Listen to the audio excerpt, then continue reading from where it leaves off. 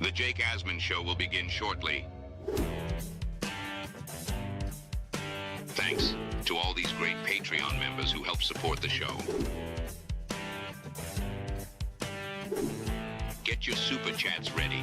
Jake will be here in just a moment. If you love the New York Jets, this is the place to be.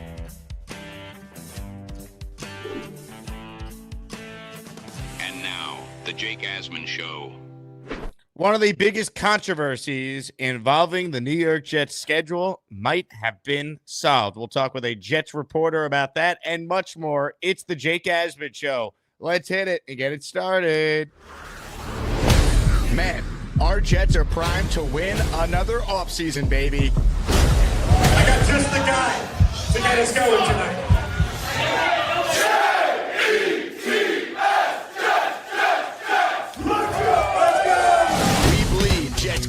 Each and every day. Will the playoff drought finally end? Kings of the offseason, baby. This is what we do. At least we have Garrett Wilson. We have Brees Hall. Please subscribe and hit the like button below. Super chat, baby. Cut the line. We have Sauce Gardner.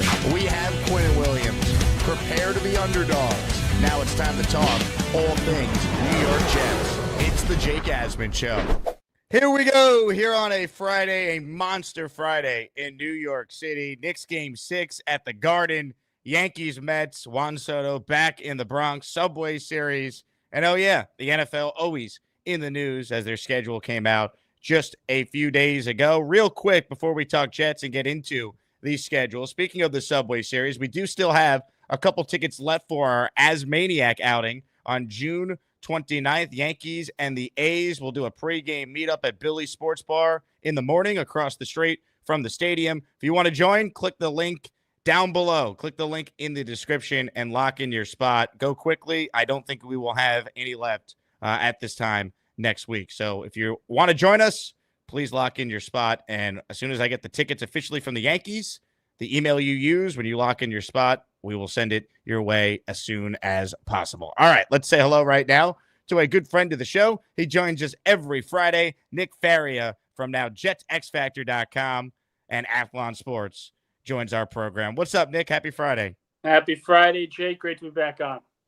A lot to talk about. I would love to kind of just get your initial big picture thoughts on the Jets schedule before we get into the specifics of some of the things to look at, watch out for, all that good stuff. But your initial reaction, you see the schedule. I'll pull it up here on the screen for you. What was your big takeaway when you saw this?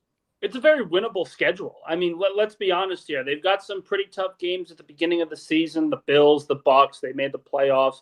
Dallas, Denver, Cincinnati, these guys are not cakewalks. But by and large, if this team is better coached going into this season, as many of us expect them to be, I think they're going to surprise some people on their win total. Right now, in this early season prediction, I have them winning 9 games. I have them getting to 9-8, a last week victory over the Buffalo Bills, who will have nothing to play for because they'll already have wrapped up the division. I think it's in the cards. But look, is Denver going to be as good as they were last season? That's a big question mark. You don't know what Bo Nix is going to look like in his sophomore campaign. A lot of sophomore quarterbacks tend to struggle going into their second season after a successful rookie year. We don't know what the Cincinnati Bengals are going to look like. We don't know what the Tampa Bay Buccaneers are going to look like. They usually hover around 500 for most of the season, even at home. So there are a lot of games on this schedule where I look and say, well, the Jets are not going to be favored. It wouldn't surprise us if they were to lose those games, but there is an opportunity. There is a chance that they are going to come away with a lot more wins than we're expecting if they're better coached. If the offense is going to produce as much as we think, particularly in the run game, I think the Jets are going to surprise a lot of people this year. So one of the things I want to dive into with you is some new information we got on the schedule. This comes to us courtesy of Boy Green's YouTube channel. Shout out to Boy Green for having on the senior director of broadcasting for the league office, Blake Jones. And I thought Paul did a good job of asking him about 2 important aspects of the schedule that I couldn't quite figure out. The first one is whether or not the Jets could have chose to have their bye week following their game against Denver in London. So looking at the schedule, the London game for the Jets this year is in week 6 on October 12th. The Jets bye week is not till week 9 on November 2nd. So I personally was curious, hey, first year coaching staff, maybe you want a little reset. after some international travel. Jets ultimately don't have the bye until a couple weeks later. And I was wondering, is that by choice? Well, here's the answer to that question. If a team is the home team and they have an international game, do they have the option to take the bye immediately after? It's not a given. They let us know what their preference may be, but the bye is not guaranteed. We do our best, but we look at so many different versions of the schedule. And as we look at so many international games being played across multiple teams, and with the idea that we're going to be going to more and more of these as the NFL grows their presence internationally, part of that growth is that guaranteeing the bye creates a lot of scheduling conflicts that trickle down across the entirety of the league. And so not a guarantee. We get their preference, maybe a home game, maybe a close road game. But there are so many different versions of the schedule that we review that ultimately there are so many factors that go into locking in a particular schedule that the bye week sometimes will fall for those teams, but not always. Your thoughts on that, Nick? Do you think the Jets wanted the bye or they were okay with having it later on in the season? Well, last season when they were in this predicament, Robert Saleh did say that they chose to play the following week. They preferred that. There are going to be a lot of teams that think differently about this. I know specifically Minnesota probably isn't happy they're having back-to-back games in that perspective. But you look at where the Jets are and having to play the following week at home in a major game. Last year, they went to London. They had a Monday night game against the Buffalo Bills. Not exactly the easiest turnaround for an organization, particularly because that was the final game for Robert Saleh.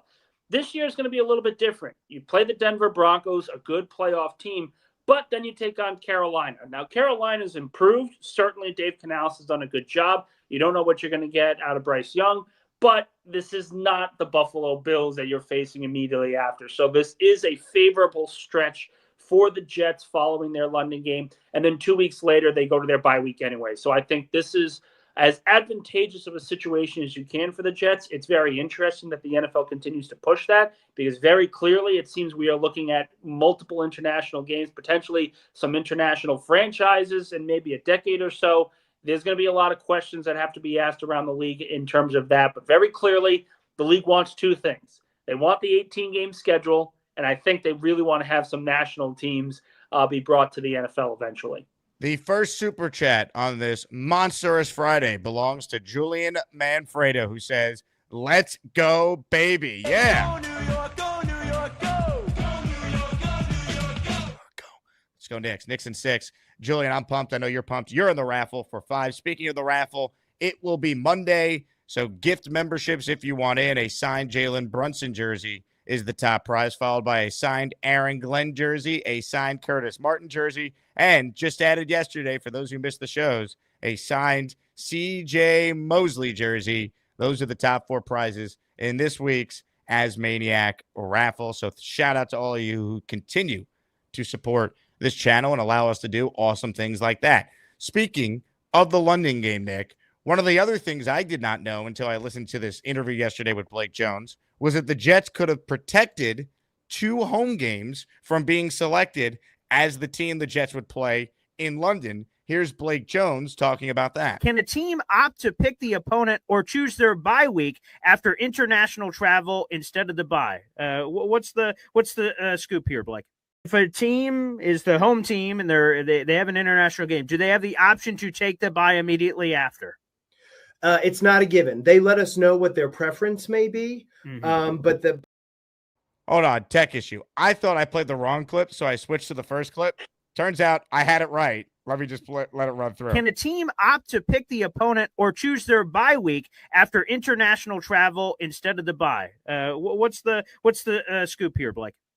Yeah, so one of the pieces that we do have is that the home team that's hosting the international game does have the option to protect 2 opponents that will remain in their home stadium as traditional home games. Outside of that, we look at the rest of their remaining home games, and from there we select their opponent that will face them in the international game.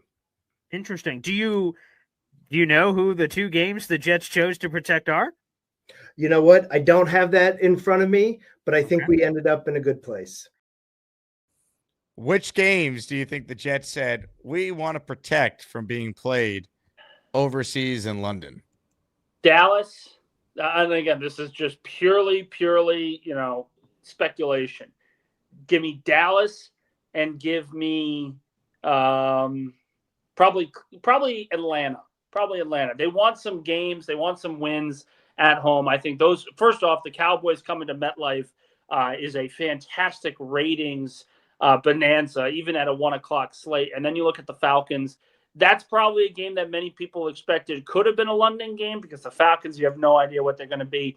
But the way that I look at it for the Jets, I think they are in a situation where they should be able to beat Atlanta, much like, in a couple of years where they haven't been able to protect those two games and then say, hey, let's see if we can get 2 wins off the NFC slate.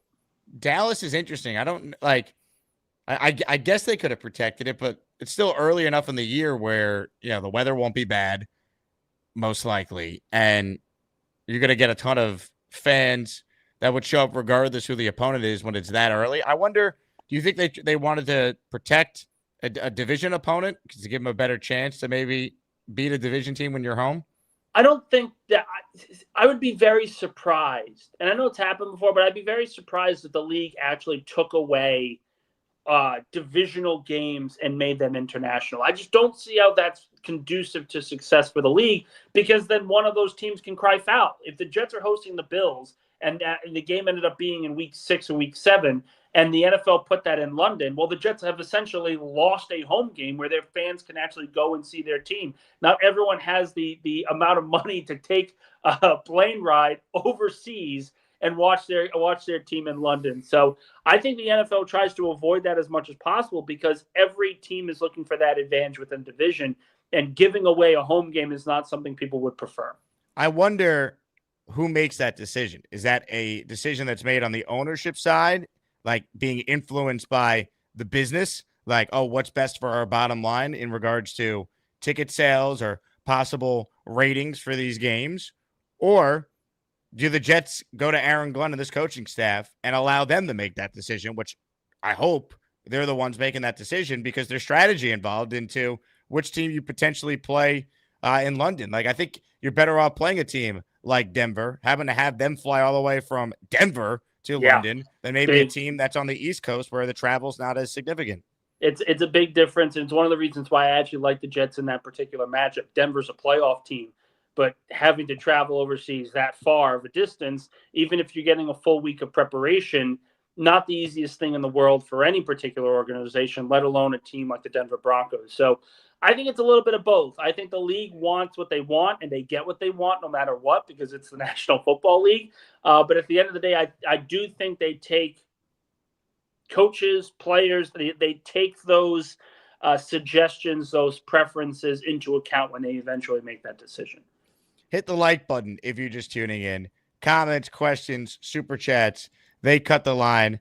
There is no guarantee that we're doing a show this weekend. It's going to depend on the schedule. I'm on the radio on Sunday, so this could be the last show or last 2 shows today because I plan to go live this afternoon to get in our raffle on Monday. So CJ Mosley jersey, Curtis Martin jersey, Aaron Glenn jersey, Jalen Brunson jersey, all signed and authenticated, is on the line in the Asmaniac raffle. As we continue to talk with Nick, I want to get into the early portion of the Jets schedule because I think out of the gate, while none of these games are automatic L's, it is a tough start for the Jets where, at least on paper, it feels like the back end of the schedule feels doable if this team is well coached. What's your take on really the first 5 weeks of the year where you're opening up likely against Aaron Rodgers, then you got the best team in your division at home, at Tampa, at Miami, Dallas? Your thoughts on this early portion? So I actually wrote an article about this this morning. We just published on X Factor, and I stand by it the more I look at the schedule. You cannot tell me that this is almost exactly the same, at least in the overall kind of matchups, that the Jets had to deal with back in 2009 in Rex Ryan's first season. Think about it. In 2009, the Jets started the year on the road against the Houston Texans. Now, Houston was not bad in 2008, but they were kind of mediocre. If they had gotten a couple extra playoff seedings, maybe they make the playoffs as a 6th seed. Maybe they surprise some people, but they're pretty mediocre. They weren't great. They weren't bad. They were just there. That's kind of what the Pittsburgh Steelers have been like for the last 5-6 years without Ben Roethlisberger. Maybe Aaron Rodgers comes in and they look a little bit better, but he's not going to have a full training camp. He's not going to have a full offseason with Pittsburgh anyway. So we don't know what they're going to look like week 1. That's a winnable game. And then you look at week 2, Buffalo Bills. They have run the division for the last 5 years. Well, in 2009, the Jets' week 2 opponent, the New England Patriots, at home at MetLife Stadium against a team that had run the division for the past decade. So there's a lot of similarities there. And of course, week 3, the Jets took on the Tennessee Titans, a team that had made the playoffs previously. Good, but not great. Same thing with the Tampa Bay Buccaneers. I look at those 3 matchups, and I see very strong similarities to the start of 2009. Now, this isn't me saying that they're going to go 3-0 like they did, and they're going to make the playoffs, but these are winnable games. Buffalo has struggled immensely, particularly Josh Allen at MetLife Stadium. That is a winnable game. I don't think it's winnable in Orchard Park, but at MetLife, that's a winnable game. You play the Pittsburgh Steelers. They've already traded George Pickens. They are a team in flux. The defense has gotten older. They haven't really gotten younger. The offense still is a major question mark. That's a winnable game. Tampa Bay, Miami, you never like playing down in Florida in the month of September. The heat, the humidity. You could look at 2 losses there, but you could also see 2 beatable teams moving forward. You look at Dallas, Denver, Carolina, Cincinnati, all the games before the bye. Tough opponents, but again, it comes down to coaching. If Robert Saleh, if the previous regime was the head coach, I think most people would agree that this is it's just a daunting schedule, even with the 4th easiest winning percentage going from last year. It's going to be very difficult to see this team come away with victories. But with Aaron Glenn and this staff, I think there is reason for optimism that they can at least be over 500 by the end of the bye week. I feel like that would be insane if they're better than 4-4 at the bye week. Like I just don't see it, Nick. I think this is tough. You're still talking about a first-year coach, brand new offensive scheme, an unproven quarterback, and you think they can have a winning record at their bye week? They could. They could. Not saying that it's going to happen, but they absolutely could. Again, Pittsburgh, what exactly do they do really well? They have a Hall of Fame coach who's never had a losing season. Okay. And what happens usually at the beginning of the year when he plays week 1? The Steelers historically under Mike Tomlin get boat raced in week 1, even against some mediocre teams. They have not been very good for very long, especially at the start of the year. When you have these playoff teams, they never really start fast. You always get better towards the midway point of the season. So I look at Pittsburgh and I say, hey, that's a winnable game, particularly at home. Buffalo, I've already mentioned it. They don't play well at MetLife Stadium. Tampa, Miami, solid teams, but a lot of question marks as well. Tampa Bay's defense last year was awful. And yeah, they've made some improvements. They've added some pieces, but there's no guarantee that team is still going to be the prize of the NFC South moving forward. These are not games that I look at and say, man, this is going to be really hard. I can't see the team winning more than 2 games. These are all winnable slates. There really are, outside of maybe Cincinnati. I don't like that matchup against the Bengals. But again, Miami, you can win that game, particularly on a Monday night. Dallas, the last time Dallas was at MetLife, you actually beat them with Sam Darnold. So there's a path there to beating the Cowboys. Not saying it's going to happen, but this is not really the end of the world, as I would say. You get to 4-4, maybe even, God forbid, 5-3, and you're going to be cooking going into the later portion of the year. 5-3 at the bye. I mean, where do I sign for that, Nick? Potentially. Again, I'm not saying it's going to happen, but you can't look at this and say to me that Denver is unbeatable, that Dallas, Buffalo, Tampa Bay, these teams are unbeatable. They all have major question marks. And in the case of the Bills, who they are the toughest opponent the Jets are going to face within those first 8 weeks, they are flawed. They didn't stop the run very well last year. Their defense, from the overall schematical standpoint, took a step back. They're getting a lot younger, pretty inexperienced. Could this Jets team run the ball effectively against this Buffalo defense? I think it's possible. And we've already seen what they've been able to do against Josh Allen on defense at home. And I think that's a key distinction here. They're playing Buffalo early in the year at home. I think 2-2 would be awesome. Like, just get out of the gate, out of September, 500, and I think you're okay. I agree. No, and again, like I said, I think it's possible. Win against Pittsburgh, win against Miami, or any of these teams. I think you're looking at a successful stretch if you go 2-2. M. Morris says Nick is confusing us with the Eagles. No, listen, I'm not, because Philadelphia's schedule is a gauntlet, man. It's kind of weird how they set up Philadelphia's schedule.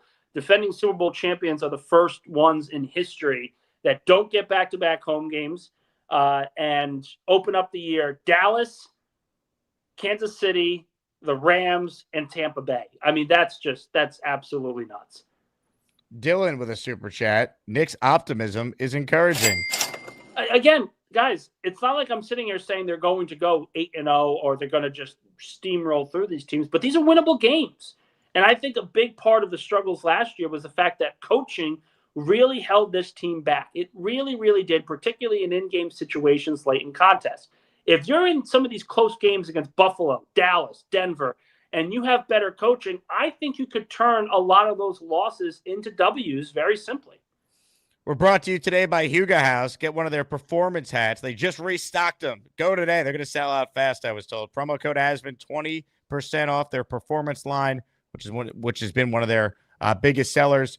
Just go to HugaHouse.com. Promo code Asman. Get your hat today before they sell out once again. If you were waiting on the black ones in particular, those have been restocked. So 20% off, code Asman at checkout. Comments, questions, super chats. They cut the line. This one's from Jay Burgers, who wants to know, has Woody Johnson started researching the Madden rating of these scheduled opponents? Well, I don't think Madden's out yet, is it? Doesn't Madden 26 come out this summer? I don't know. I would imagine it comes out like in July every year, right? You got to think that way. So he probably doesn't know just yet. If we were to go through this. Johnny says, finally someone sees the positive truth and facts.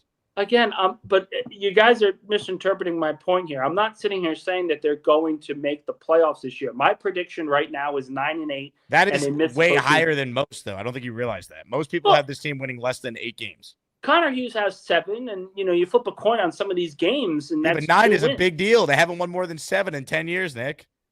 And that's the other thing. Coaching matters. Coach, if you believe in this coaching staff, and I don't know what they are. Improvements.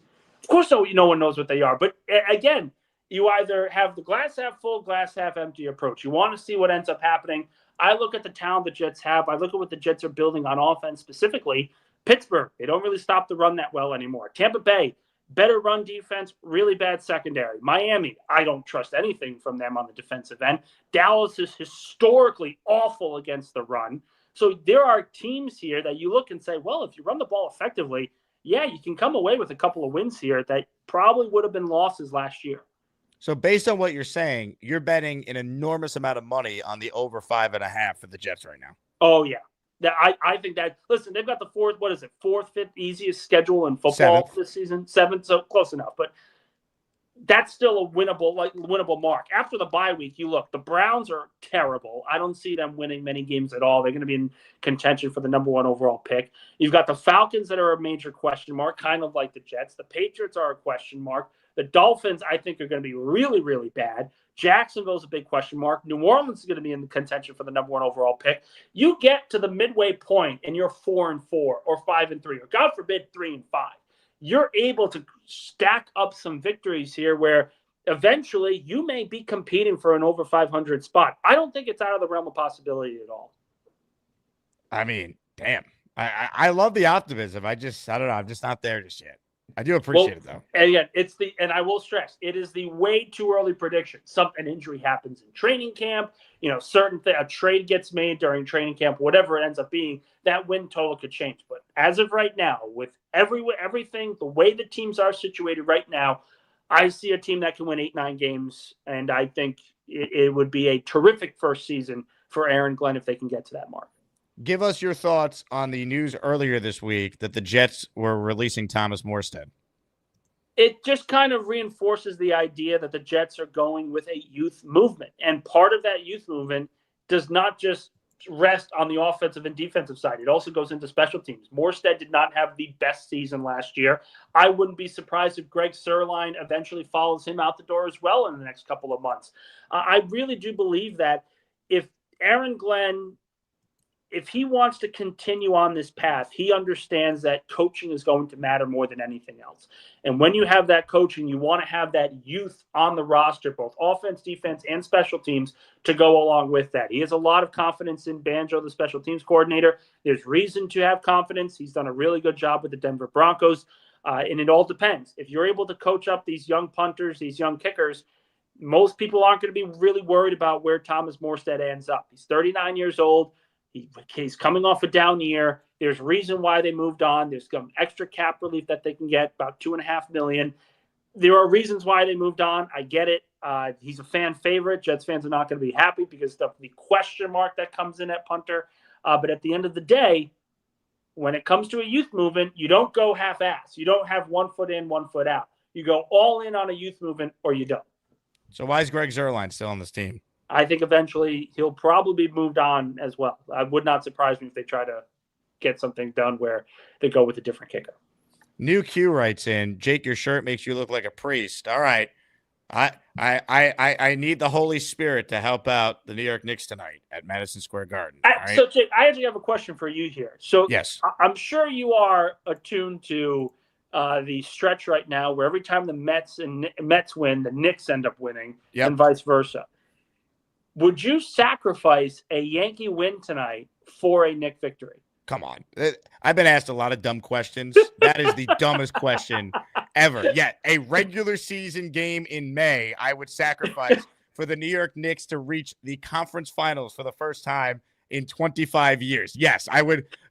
Juan Soto can hit 8 home runs tonight. I wouldn't give a flying F if the New York Knicks, you guaranteed me a win later over Boston, the real rivals. The Mets aren't a rival. They're the Mets. Sorry, with all due respect.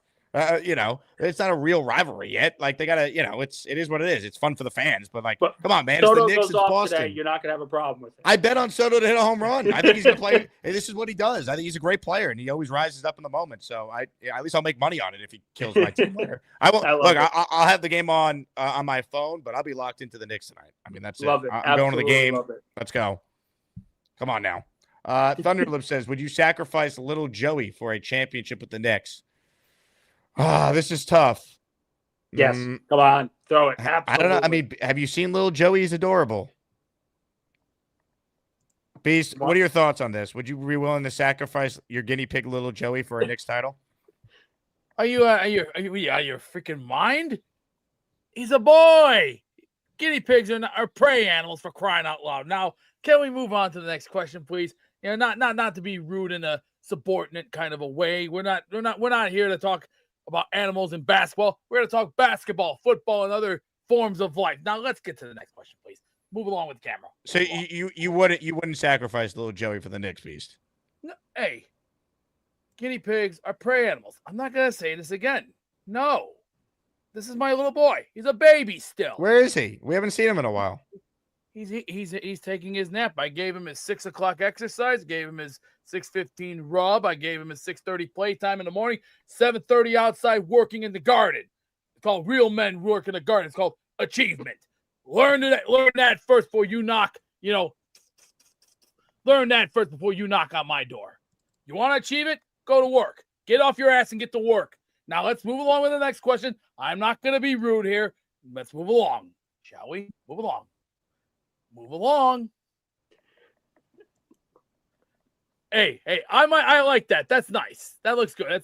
It's good comedy, but guinea pigs don't like loud noises in their ears. That's also sensitive.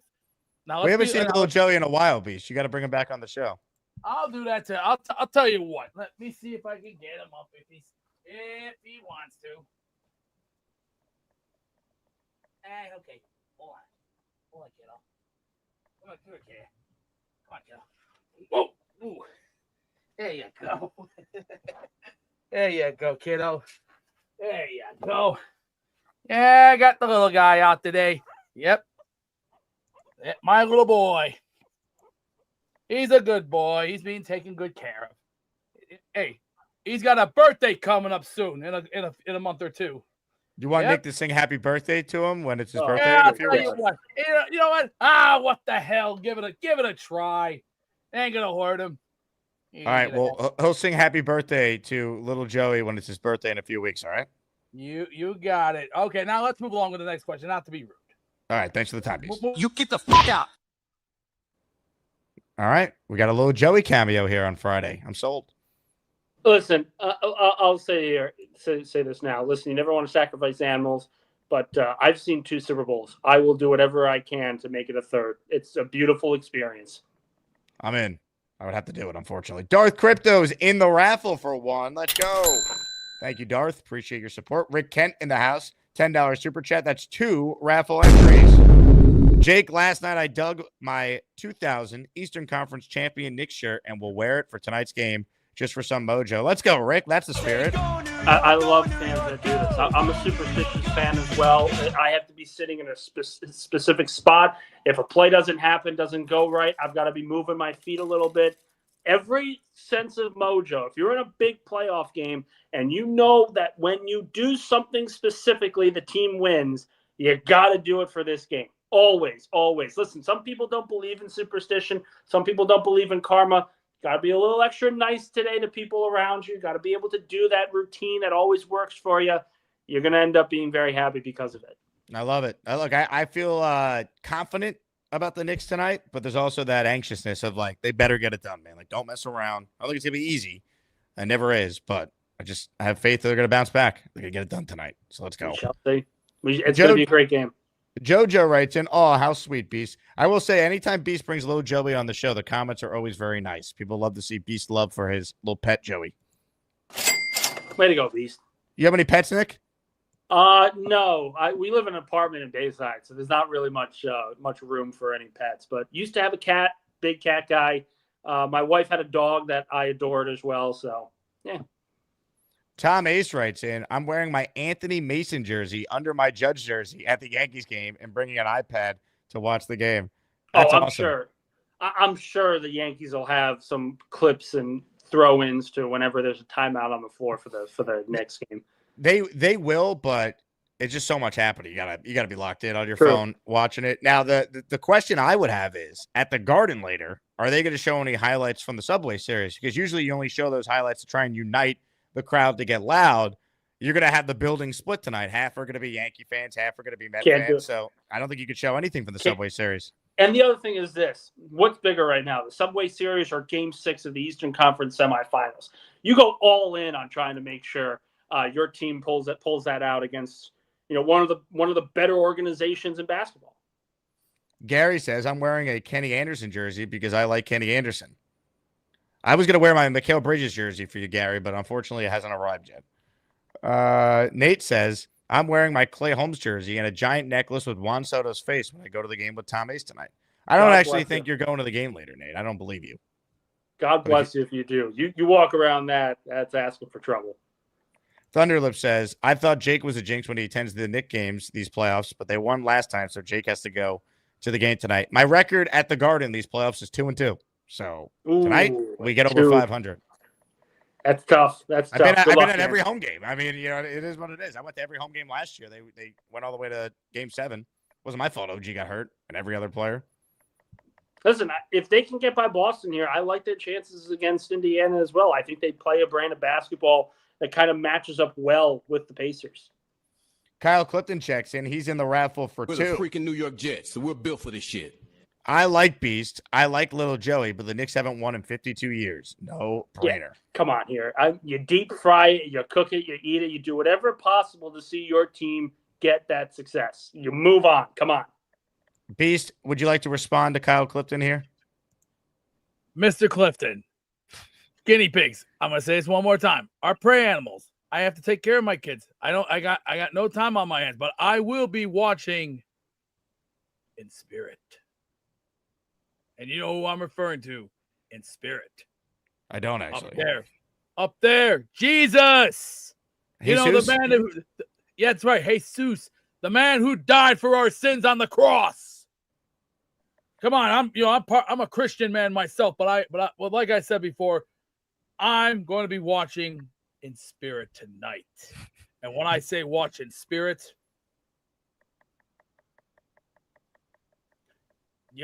down here, it's life. We all have to give our lives to God someday. When we die, we go. See, heaven is packed with fresh souls. And you know why? Because when people go to heaven, they have to go in peace. I'm going to go in peace sooner than what you think. Maybe 30, 40 years from now. When we go, we go. That's all part of the world. If we die, we die. But we have to leave something for our kids and our grandkids, that something in life that they're going to have to cherish the next 100 years from now, because we just can't sit around and go, well, I don't know what to do with this. But we have to go on with our lives. That's part of the world. We all have to do this. We have to grow up, grow old, and die. That's all there is to it. You get up, you grow old, you got to move on, and then you go. That's life. You get the fuck out. Nick, thoughts? You're on mute. There you go. Insightful. Very insightful.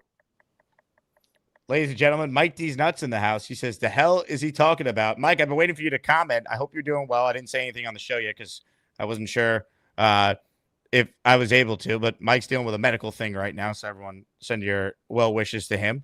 Good to have Mike back in the comment section. Let's see. Indy Jets with a super chat. Pacers just sitting at home, waiting to find out who's coming in second place in the East. I'll remember that, Indy. Just know if the Knicks do get by, we'll see you at the Garden for game 1 and 2 starting Wednesday. Kyle Clifton says they are a dime a dozen, referring to the guinea pigs. Yes, but there's only one little Joey, Kyle. Come on. You know. 2 Raffle entries for Kyle with that one. Let's see. Comments, questions, super chats. They cut the line. It is all on the table to be discussed. No one's on hold right now, so there is an open phone line if you want to call in, weigh in on the schedule, weigh in on anything going on in New York sports right now. Purple Belt Mike says he wouldn't kill his dog for 10 years of Mets, Jets, Knicks, and Isles championships. Okay. That's up to you, man. You. It's the preference of it's the preference of the fan. It's the preference of the people. I've already said that if it comes down to the Eagles, there's only one real person that I think would trump that, and that's my wife. Outside of that, Interesting. Gotta see another title, man. It's beautiful. You've seen 2. You're good. I want more. Must be nice. Let's see. JQuest says, I'm still waiting for Ryan Coze's game-by-game prediction. This is getting ridiculous. Yeah, he thinks the Jets are going to go 12-5. He's even crazier than you are, Nick.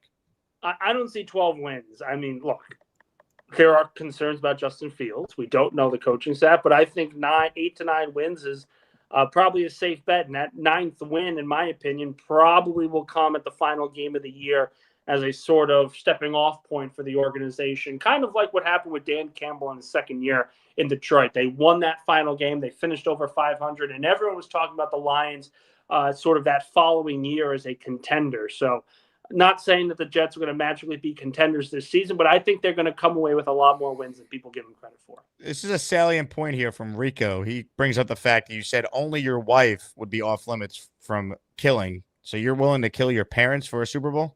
I asked my father what he would do for the Steelers, and I guarantee you it'd be the exact same thing. Ladies and gentlemen, the Jake Asman Show does not endorse comments made by guest Nick Faria. Let's see. Jets Johnny, sacrificing your family for a game is wild AF. Gary says, if you promise me the Nets, Mets, Jets all get a chip in the same year, I love my dog, but she's got to go. This is peak off-season conversation right now. Jake West says, I would lose limbs, but I wouldn't kill my family. That's crazy. Gator says, I see a new whole video replacing Jake with Lil Joey. Seems we need to send Nick there quickly. Nate says, I bet you Rodgers would sacrifice his parents for another Super Bowl. Oh, absolutely. His entire family, let him in line.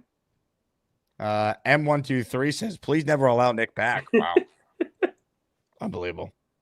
Dylan says he'd sacrifice his ex-wife for a championship. Well, that would be an easy solution there. See, here's the thing.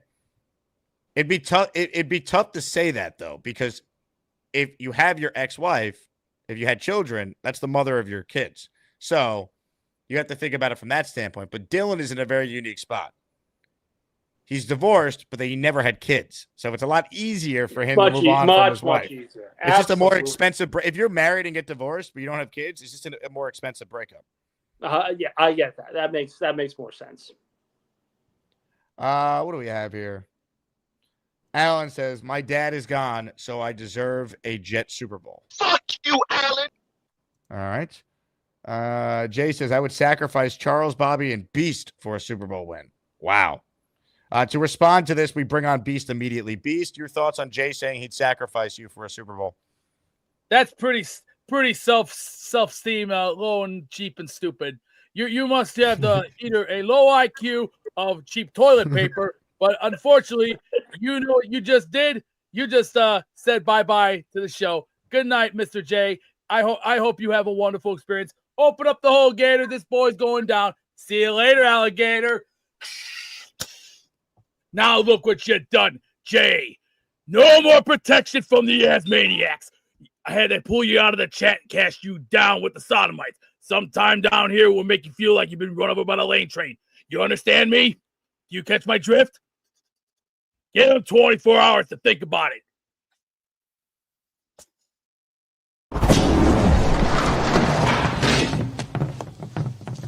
Now look what you've done.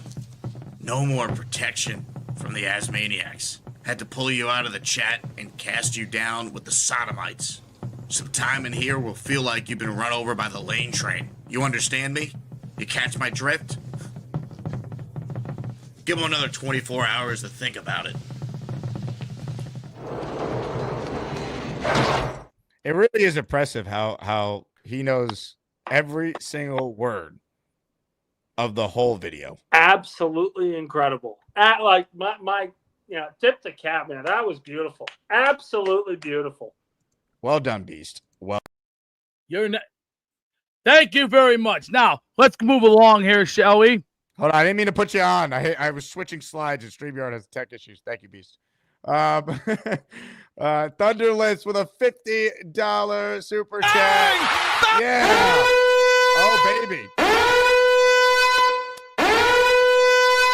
10 raffle entries for Thunderlips. You know what? It's Friday. I'm giving you +5 on all 10 and $100 super chats or gifted memberships. Just announced right now because there's only a few shows left to the raffle. So you're in for 15 Thunderlips. If someone gives 100 instead of 20, it's actually 25 today. I gave my left nut already for the Jets to win a championship. I held up my end of the bargain. Still waiting on the Jets. Let me in the raffle. Go Knicks. You're in, Thunderlips. We've been waiting a long time. This Nick run, though, I've talked a lot about this. It's why I don't believe, you have a bad owner, you can never win. James Dolan is the same guy. He just happened to hire the right people, and the right people were able to show him they knew what they were doing, so he let them do their job. Hopefully Woody feels like, I got the right people. They show me they know what they're doing, and he doesn't meddle and lets them do their job. That's the whole key to turning this around. Trust is a beautiful, beautiful thing in sports organizations. With Dolan, he trusts, honestly, even trusts Chris Drury. Despite all the problems the Rangers have had in recent years in the playoffs and the Eastern Conference Finals, he trusts his plan, and that's why Drury is still here after a third coaching change. Same thing here with Dolan. Dolan has given Tom Thibodeau, these guys, a very long leash because he sees the improvement. He sees the plan. And when you have that, it's very easy to get a dysfunctional owner to be able to sort of go all in on a particular group. That's what's happened with the Knicks, and that's why they've been so successful recently. Jayquest says, Nick, do you think one Jets drive is different now that Aaron Glenn's in charge? What do you notice? No, it's a completely different situation. Completely different. You see an organization, like I talk about, that trust is there with everybody.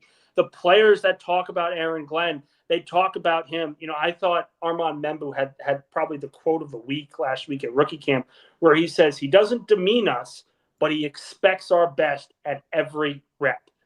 That's kind of a little bit different with the previous regime that was more about making sure that the players were, I would say, taken care of and being coached a little differently, being coached a little softer overall. So I think the no-nonsense approach, that balance that Aaron Glenn coaches with and operates with, is completely different from what the Jets have been dealing with in past years. And I think a big reason why they will be successful eventually in the next couple of seasons.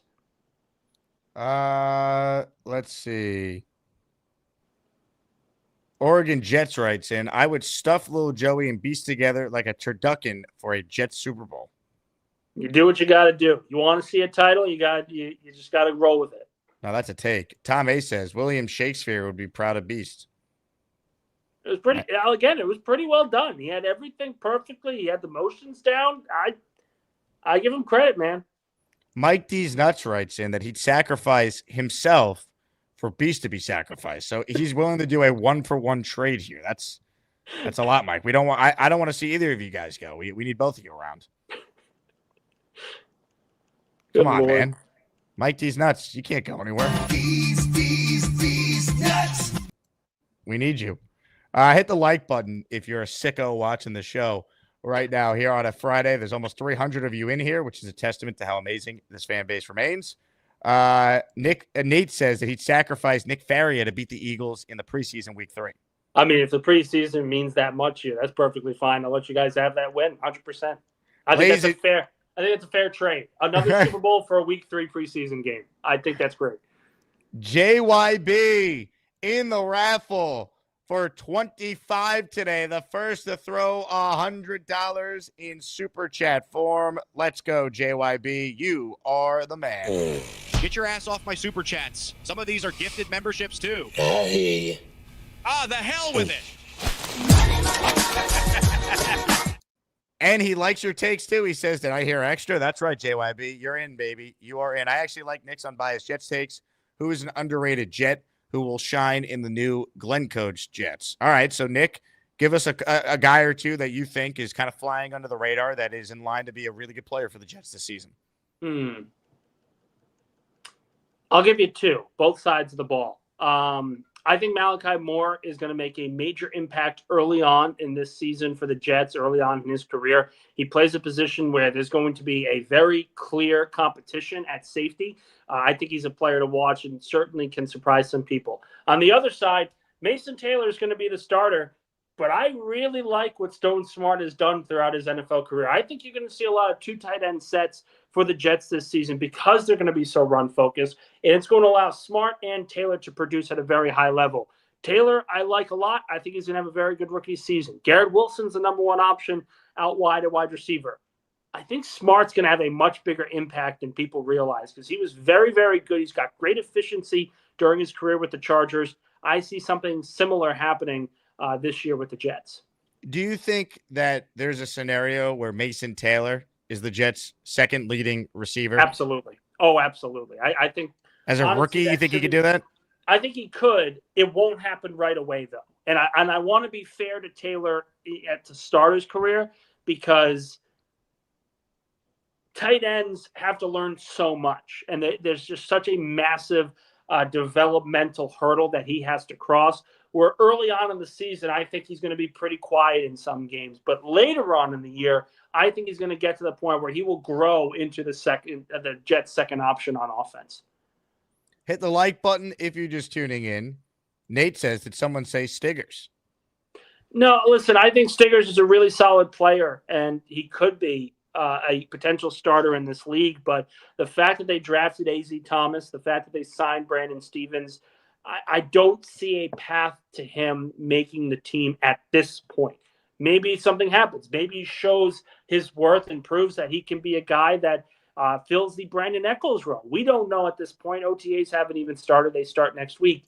But I certainly think that as of right now, the numbers game that has to be played on the defense is going to make things very hard for him. Comments, questions, super chats, cut the line. I just decided we got to do a raffle at the end of this show. I'm going to give away an Aaron Glenn shirt from my merch store at the end of the show. If you've already gifted a membership, you're in. Sneakers NYC with a boosted super chat here for the raffle on Monday. 15 raffle entries. Let's go. Now, give me money. Or I shoot him. And I shoot all you motherfuckers. And then we take it. Your choice, bitches. Oh, yeah. All right. So if you're just tuning in, we got a bunch of super chats and memberships. So let's do a giveaway at the end of the show. We're fired up about a big day in New York sports, fired up about Aaron Glenn year 1. So at the end of the show, I will compile the list of names. And if you want to enter, you got a chance to win this T-shirt that you now all see on your screen from jakeasman.com. So shout out to all of you for your incredible support. Let's get to a couple more of your calls here before we say goodbye to Nick. But first, Ricky NY is in the raffle for one because he gifted one channel membership. Thank you very much, Ricky. Speaking of Ricky, let's head out to our Gustbuster Umbrella hotline right now and check in with a guy who Nick Faria predicted would win the first ever ASMANIAC Madness. I'm Ricky, New York, and I love to smoke. Florida State, I really love Florida State. Jordan Travis, you know it's from Florida State. At any rate, I call into smoking debate. Florida State, I really love Florida State. At any rate, thanks for taking my call, Jake.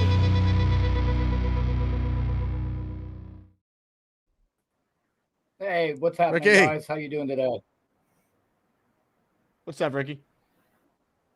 Not a whole lot. Jake, have you ever heard the expression in football, it's not about one guy? Well, I was working on a video this morning with that sentiment in mind. I made a video talking directly to Woody and the Jets and telling them they cannot get rid of the Jets chant. That is our chance as fans to engage, to be part of the game, to support our team. And we love our team. In spite of everything we've been through, we all still love this team. And they can't get rid of the Jets chant. So I made a video telling Woody Johnson, what you guys need to do is take control of the Jets chant yourself. Just like they fire the cannons in Tampa. Every time the Jets score or create a turnover, that Jumbotron needs to show those letters. Jets, Jets, Jets, Jets. You don't like one of the fans leading it? Then lead it yourself. But don't get rid of the Jets chant. For goodness Why do you think they're getting rid of it? You know what? I don't think they want to get rid of the Jets chant. I think they were phasing Ed out because he can at times be critical of the team. But Well, I mean, 100% they were. I don't know if that's going to remain the case go into this year, but them not showing him on the screen the last 4 home games was a direct result of him coming on this show and being critical of the Jets like every other super fan would be based on how crappy last year was. Well, honestly, so I like what Ricky's putting out here because every team essentially has done that. So the only team that kind of has a similar chant to what the Jets have right before kickoff is probably the Eagles with their fight song. They do it after every single touchdown. They do it before every game. And it's the team that leads it. They actually will put it up on the Jumbotron. They will have the full setup. They'll have the lyrics go up, and they will get the first notes ready to go before the entire fan base joins in. I wouldn't be surprised because I think that just sort of eases everything in. People are going to be upset about this or that. They don't want fans doing it, whatever. If they have that big a problem with it, I think the easiest way to do it is just to, as Ricky says, do it themselves. Every other team that has a big chant like that does it. I think that's a very fair point if they want to go that route. Or how about this for a concept? Let Fireman Ed do what he's always done because he's the one guy that gets the entire stadium unified. It's not. It doesn't work if you just throw it on the big screen. You need everyone to do it at the same time in rhythm when the kickoff is. Like there's an art to it. I know people are going to think that's funny, but like it's true. It's not easy to get 80,000 people at once to do the same thing at once. That guy could do it. So the Jets need to figure that out because don't disagree with that. Don't disagree with that. And again, if it's something I don't know the all-time history for Fireman Ed, how long he's been doing this and whatnot. It sounds like he's been doing this for decades. So if it's worked that way, just let him go. What's the worst that's going to happen? Ricky, how's the new channel going? It was just an idea. It's going all right. You know, I just been making some shorts and a couple of standalone videos for now. What's the name of the channel? You got to plug it. Plug it. It's Ricky New York Live.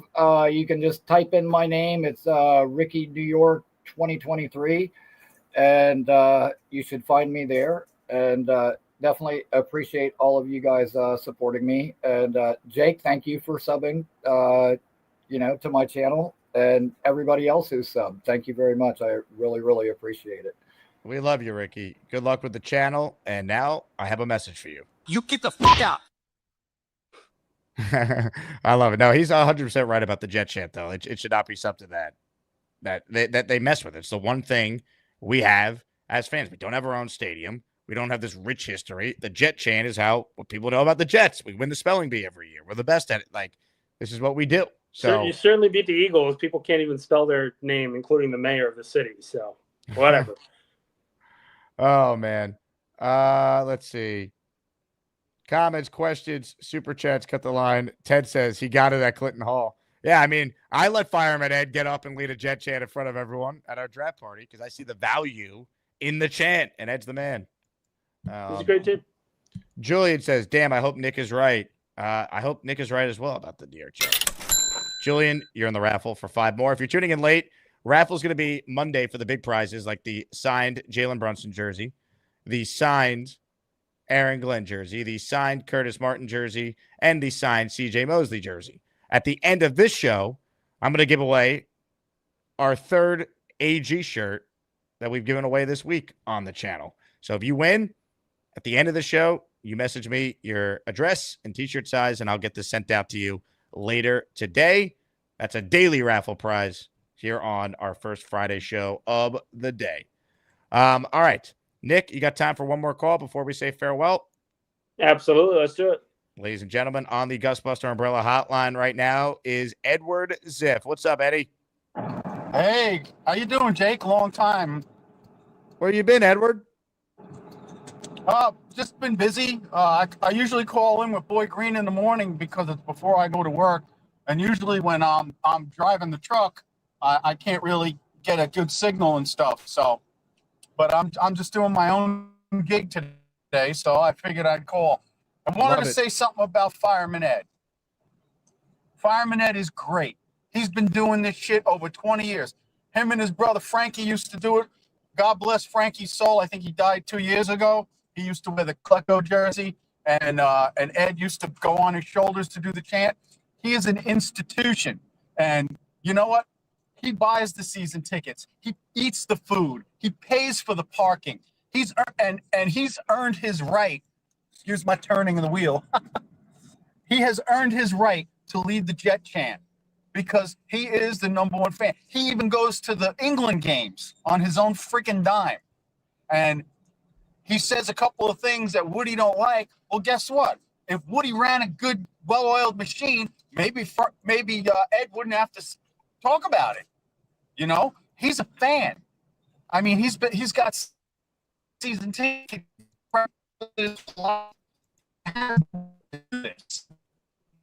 And probably.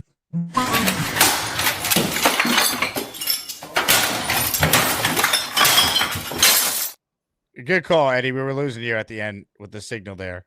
Yeah, I mean, I just think it's not broken, don't fix it. And Fireman Ed should be on the Jumbotron, leading the chant with the other 2 guys that are a part of it, and that's it. And we don't need to mess with it because it was dead at kickoffs last year when they stopped showing him. Like, it's just not the same. They're trying to phase out the one thing we have. That's moronic. It gives you a home field advantage, that chant. It brings people together. That chant is one of the best in football. And any way you slice it, I think Philadelphia's fight song chant, those things should be celebrated, in my opinion. You know, just from a fan perspective, they should be celebrated and move forward into that next level. Nick, enjoy your Friday. We will talk to you soon. Absolutely. Thanks, Jake. Nick Faria with us there in his weekly spot on the show. Comments, questions, super chats. We'll cut the line. Want to talk a little bit about Game 6 tonight for the Knicks. Get into the Subway Series as well. Reminder that our meetup this year on the road is officially going to be Tampa Bay. We're headed to Tampa the week 3 of the season. September 21st, I think, is the actual kickoff day. I'll check that right now. It is, in fact, September 21st. So we have plans for a huge, and I mean huge, talking massive, Saturday night kickoff party at a local bar in the Tampa area, a pregame tailgate the morning of the game. And obviously, we'll be packing that stadium with jet green and white for the Tampa Bay Bucks and the New York Jets. So I will have more info when we get closer. But if you want to get it first, and we'll have limited opportunities, I believe, for group tickets, not banking on it just yet, but we're working on something. And info on hotels, patreon.com/Jake Asman Show. Join our Discord, and you could stay in touch with everyone in there.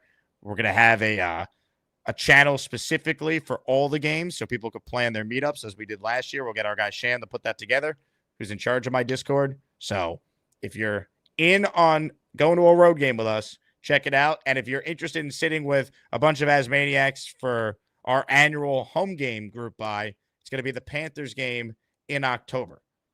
So road game, Asmaniac outing will be Tampa.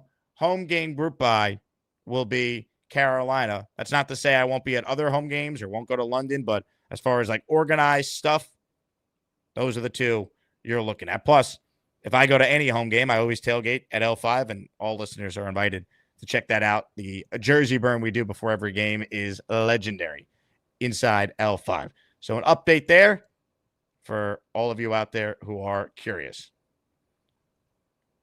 Ladies and gentlemen, we're going to get into more of your calls. But first, I want to present something that has never been played in its entirety on our show before. Gator has put together another album on his YouTube channel, Gator Sports, of some of the best songs and parodies and different jingles that we feature on this show. By now, you all have seen the Better Call Bonesy tune. What maybe you didn't know is that the 30-second version is only part of it. Here is the full-length version of Better Call Bonesy. Oh, shit. Beastbreaker's arch nemesis. That's the son of a bitch I want. Why the fuck are you even doing this? Are you an actual lawyer or what, man? Yeah, I am a lawyer. If you in trouble with the law and you need a lawyer, you better call Bonesy. As maniacs unite when the beast is in trouble, so you better call Bonesy. Ignore the shoes behind him. Those are law books. Those are law books.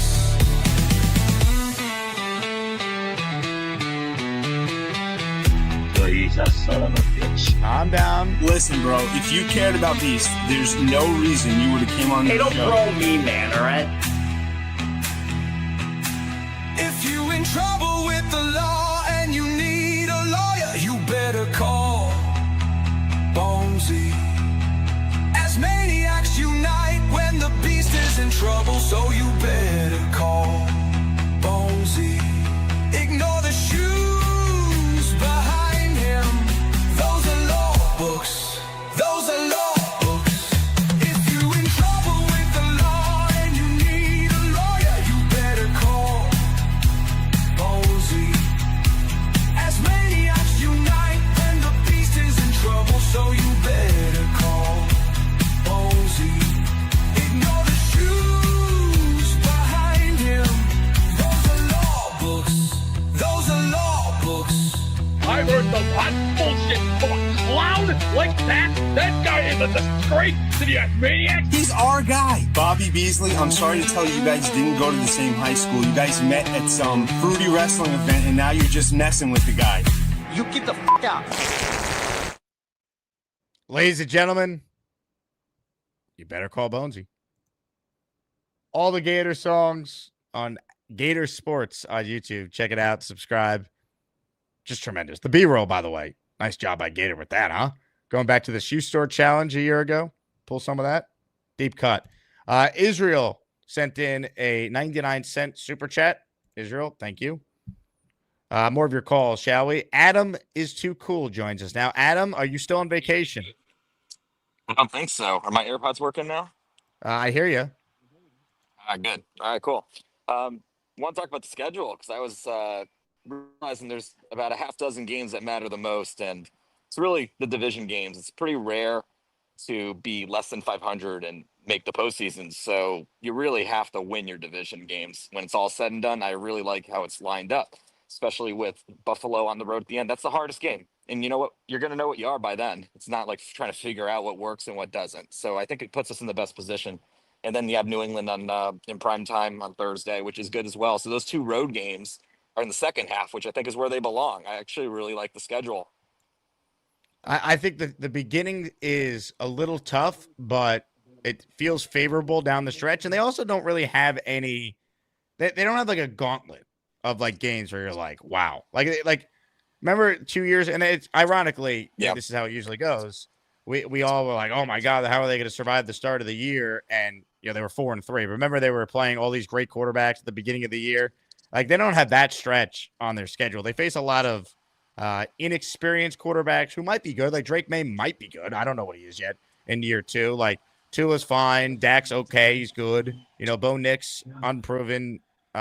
Good. Bryce Young, certainly unproven. Burrow's great. Cleveland. Like, just you go down the list. Like, you're not facing Mahomes. You face Lamar, but that's only one game. Obviously, Allen's in your division, but you avoid a lot of the top quarterbacks in the league with this schedule here, Yeah, definitely. And also the Baltimore game is extended, because it's following a Thursday. So you get a couple extra days as well to prepare for them if you're really trying to go for it, which I think is great. So, I mean, in the end, look, it's going to come down to coaching, but it's going to come down to those division wins. Because if you don't get 3, you're not going to make the playoffs. And that's more important than all the other, beating the Chicken Littles of the league when it's all said and done. Look, being better in the division is a major priority for this new regime because they sucked against division opponents under Saleh. They sucked in many regimes. When's the last time we even got 3 division wins? I'm trying to remember now. Probably 2015, right? Must have been, right? It had to be that. The math has to be that because that's just got to compete in your division. And this is a good time because you don't really know what Miami's all about. You don't really know. You know what the hype's about with New England, but you don't really know what they're about either. So This is a great chance. So that's kind of the big thing I wanted to talk about for today. But yeah. How you feeling about your Celtics, Adam? You know what? They showed heart. I really liked how they played Game 5. I'm really happy that they got the win. I want this to be 7-game series when it's all said and done, obviously. But if they lose today, losing in 6 and losing Tatum for one of those games, really, in the end, it's a respectable series. I think these teams are really competitive. I think the Eastern Conference Finals are going to look good. And you know what? You got to just kind of let it go game by game. Did anyone think that OKC and Denver was going to go to 7? I mean, you just got to let the games play out and may the best team win. And I hope that y'all have a really good time today in MSG. If they win, great. If they don't win, there's still another game. But when it's all said and done, Game 7 in the Garden is not something that you look forward to. There's just too much history in Boston in Game 7 at home. So I do not want to deal with that. This is the must win. Adam, great call. Enjoy the rest of your vacation. Look, if the Knicks are the team that we think they now are, you win this game tonight. All the credit to Boston. They went out on their shield in Game 5, right? Jaylen Brown took it upon himself to guard Brunson in that second half. You saw just a heroic effort seemingly out of nowhere from Luke Cornett. But I just think a lot of what we saw in Game 5, I don't expect that to be the case tonight. Derek White, I don't think is going to be able to shoot as well as he did in that game the other night tonight. I don't think Towns, Bridges, and OG are going to play collectively as bad as they were in Game 5. Now, I don't know if Hart's going to hit 5 threes again or if Mitchell Robinson's going to be like 7 out of 7 from the free throw line. But I think Brunson's going to be awesome. His numbers following a Knick loss in the playoffs are extraordinary. He'll rise to the occasion. And I think OG and Bridges will be better. I think Cat is really the X factor for the Knicks. He was very good in Game 4 that they won. I need that. I need an aggressive Karl Anthony Towns. Don't get into foul trouble. Don't commit stupid fouls. You look at the fouls he committed. They were just dumb fouls. They didn't even affect the play. So I need a big-time effort from the, quote, second superstar on this team, the guy who started an all-star game. He's going to be on an all-NBA team. I need a big Cat game tonight. He could have a defining legacy moment as a Knick tonight. If he's big and they help end this drought of not appearing in the conference finals, clinch a playoff series at home for the first time since 99, get to the conference finals for the first time since 2000, he's part of forever in Knick history. Like, rise to the moment, man. You're too talented to, like, be flailing your arms and being afraid to take some contact. Like, play how you did in Game 4. Be aggressive. And they're going to need Bridges to play well because in the games the Knicks have won, Mikal Bridges has played really well. But the Celtics are good. It's not going to be easy. Even without Tatum, there's a reason why they were such heavy favorites going into the year because they have a well-rounded team. But Tatum's out. Porzingis does not look like himself for a minute of this series. You got to take advantage. Garden's going to be crazy. Give him a reason to be crazy. I thought the crowd played a real role in that second half. Like, if it's close late, you feel like you're going to win if you're the Knicks, but how about we don't make it close? How about we go out there and we play like we did in the first half the other night and then come out in the third quarter with the right mentality of let's put them away. And then get several days to rest up before you're at home on Wednesday for game 1 if you win.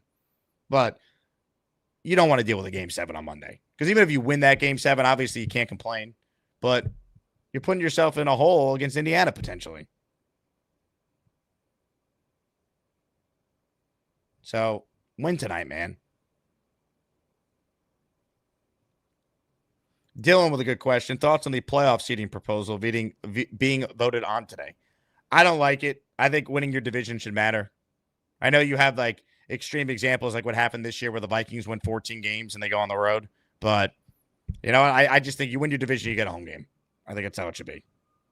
And I say this as a Jet fan who hasn't seen my team win a division since 2002.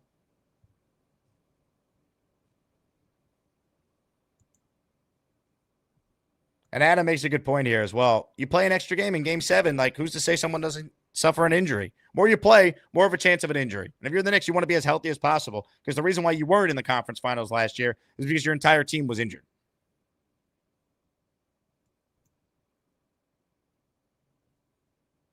Dylan says, agreed. Division winning team should have priority. Yeah, I mean, obviously you get the rare, 8-9 team now that is a division winner like Tampa a few years ago with Brady's last year. But for the most part, I believe you win your division, you get a home game. That's just how it should be.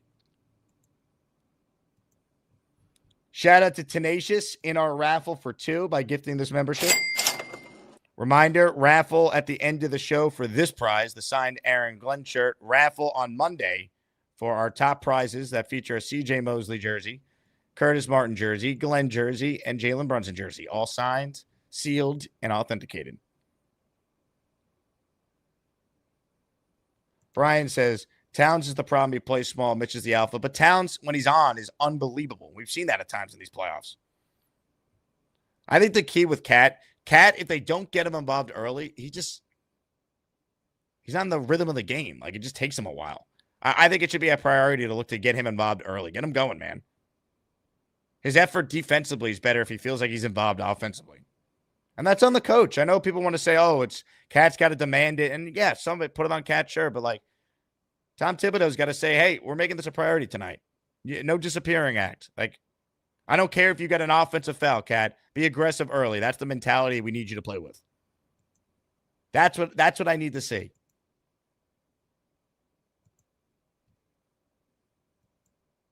That's what they have to do.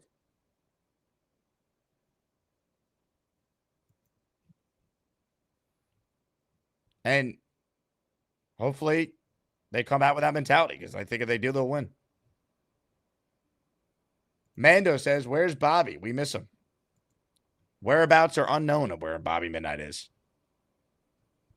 But he hasn't called in all week, so I don't know. Maybe Bobby's going to surprise us. He'll come on and he'll say, I got a job. Dan says, speaking of Mosley, any idea if/when he'll sign with another team? It's a good question. I think he might retire. Guy's made a ton of money. Had a pretty serious neck thing this past year. Wouldn't shock me if CJ Mosley just retires. Now, if he wants to keep playing, I mean, he loves football, so you can't blame him, but I could see CJ retiring. CJ also strikes me as like the next kind of the next player from like this era of Jets football that will kind of be what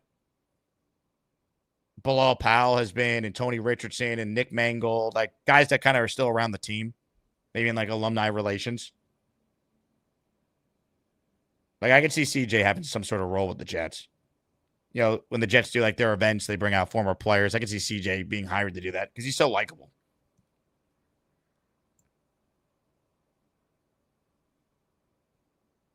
Oregon says, what happens first? Bobby gets a job or the Jets make the playoffs?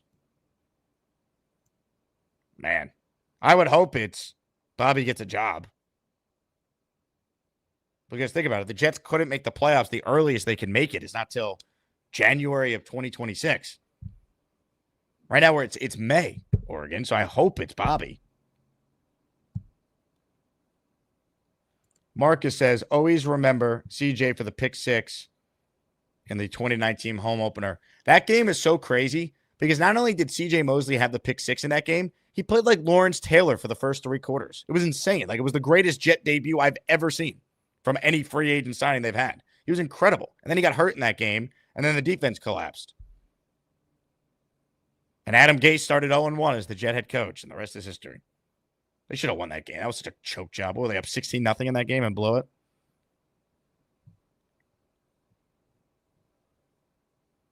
And then Darnold got mono, and the season was cooked. Very Jet-like.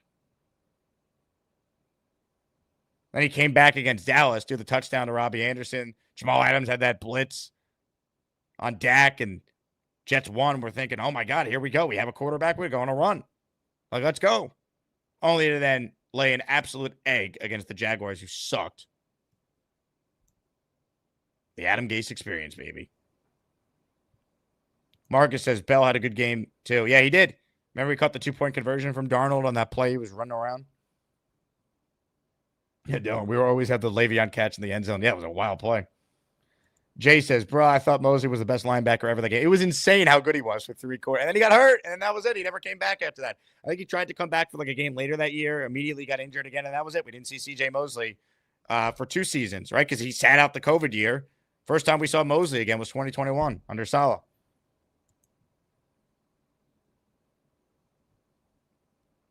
Jay says Adam Gase was Kyle Shanahan before Kyle Shanahan. That's right, Jay. You know it. I know it. We all know it. Open phone lines for those of you that want in on the conversation. So there's a guy in the private chat who's trying to impersonate Beast. He's got Beast's photo in his like private chat icon. And his spelling of his name is police officer, but then I clicked it. It says police officer Israel. So one of Bobby Beasley's minions is currently trolling Beast in my private chat right now. Now, Israel, if you put a camera on, I'll hear you out, but I don't go to people that don't show their face.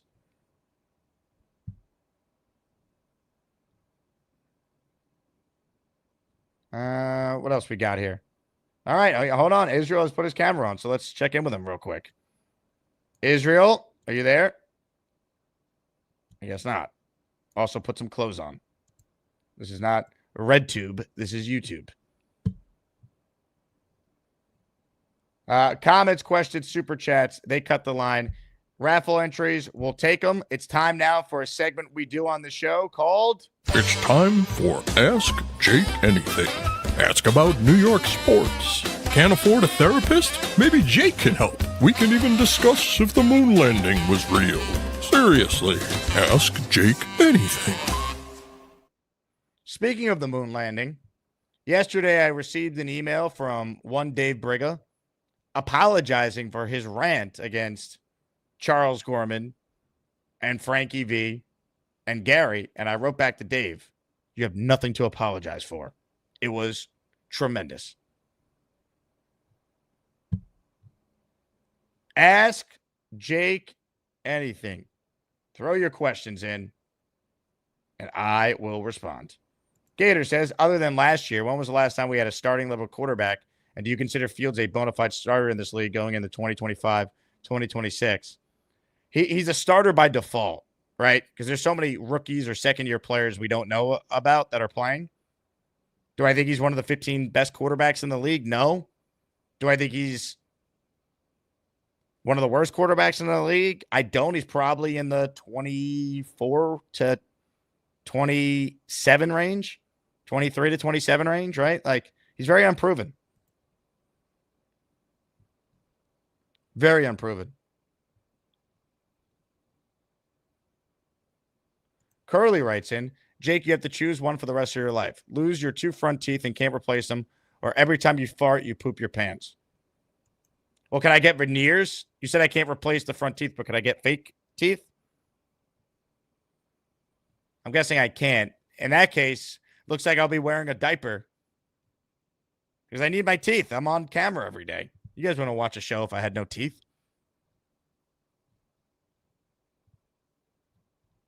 Great question. Exactly what this segment was designed for. Sco says, Jake, what do you think is going to happen during the Subway Series? You think it's going to be a good series? I do. And I think Soto is going to play well. That's just my feeling on him. He's a guy that is, to me, always rose to the occasion in these big moments. I saw it last year, guy on a contract year. You wouldn't have known. Nothing affected him. Had one of the greatest at-bats I have ever seen by any Yankee ever in the ALCS, hitting that home run that essentially locked the game in for the Yankees to go to the World Series. Played well in the World Series. I mean, I watched Juan Soto destroy the Astros as like a 19-year-old in the 2021 World Series that I covered when I was doing radio in Houston. So I do think the guy will be good. I do think it will be a good series, though. I'm trying to go to either the game tomorrow or Sunday. I can't go tonight because we got a Game 6 to play. Ralphie says, do the Celtics utilize Hack and Mitch tonight? I think they'll try it early and see if Mitch is still hitting the free throws. Nate says, Jake, 16 Asmaniacs are going to the 7-6 Subway Series game. 2 tickets left next to us. Who should we invite as the last 2? I'd say you invite the Beast. Bring on Beast Breaker. If you have 2 tickets left, you only just need to invite Beast. Be plenty of room. Be great.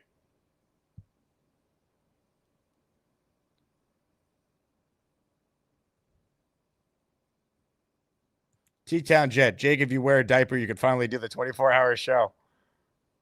That's true.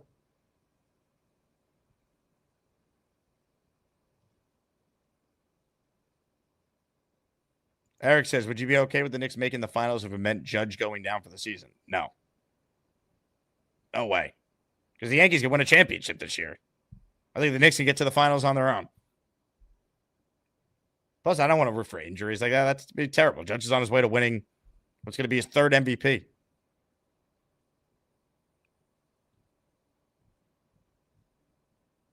MVP. Jimbo, when do you think Stonehands Lazard is moved? I still think it could be something that gets done by training camp if Rodgers signs by then.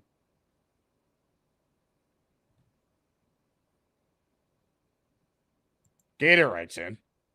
You have to choose one. Sacrifice little Joey or send Alan back in a time machine. He's a passenger on the Titanic and is that guy who falls as it's sinking and hits the propeller. This is a very oddly specific scenario here. Look, I don't want to see anyone die, but I mean, Beast Breaker's my guy. Alan's not, so I don't want Beast to be in pain. So, Alan, enjoy the Titanic. Derek says, if we could take back the Towns trade, would you?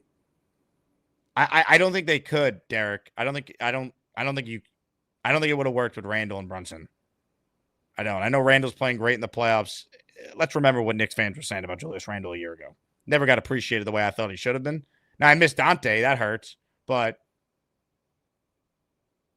they had to make that trade. You got to remember why the Knicks did it, right? Mitchell Robinson wasn't going to be available till February. So they had no center.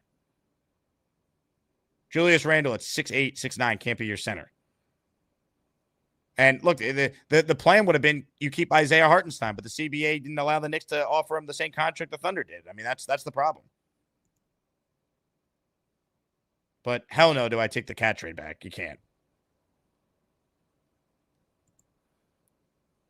Indy says, Jake, I have a nurse friend, and she could come and insert the catheter for you for a 24-hour show. All right. Sco says, this year, can we get live reaction of Jake watching the Jets play on YouTube? Nope. Never, Sco.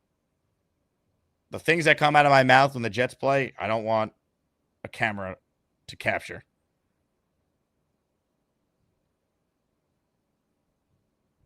Can't do it.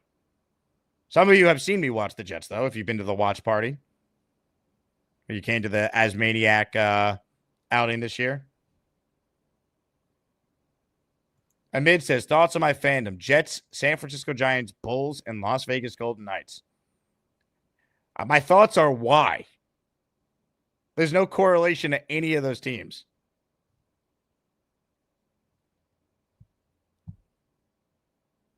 Dominic says, who's your favorite musician? And if the Jets would win the Super Bowl, would you stab them in cold blood?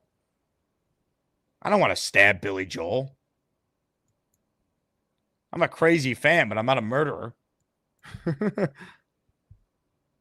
But no, of course not. No, I couldn't.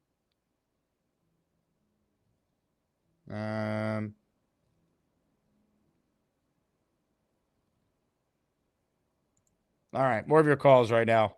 Keep sending in your questions. David's up next. International we go. What's up, David? Always good when you call on. Hey, Jake, I just wanted to show sorry about that. I just wanted to show my solidarity with the Knicks. Love it. And wear some of my Jake Asman show merch. And I appreciate it. And feeling very smart drinking my coffee from my Jake Asman mug. Does it make you smarter? I've been told that. It does. It does. When I have to, a big problem to solve, I sit down, I turn off all the other outside noise, I sit down with my Jake Asman mug, and I solve the problem. Incredible. You're the man, David. I appreciate that. I know. You're the mensch, Jake. You're the mensch. You're the mensch. I love it. Yes. All right. Okay. Thanks a lot. That's all you got? Watch the game. Enjoy. I hope the Knicks win. And on to Indiana. Go Knicks. Go New York. Go New York. Go. Ladies and gentlemen, David Aaron checking in from Israel for that call. I love it. Short and sweet. Sending the positive vibes to the Knicks. Say go New York, go New York, go! Go New York, go New York, go!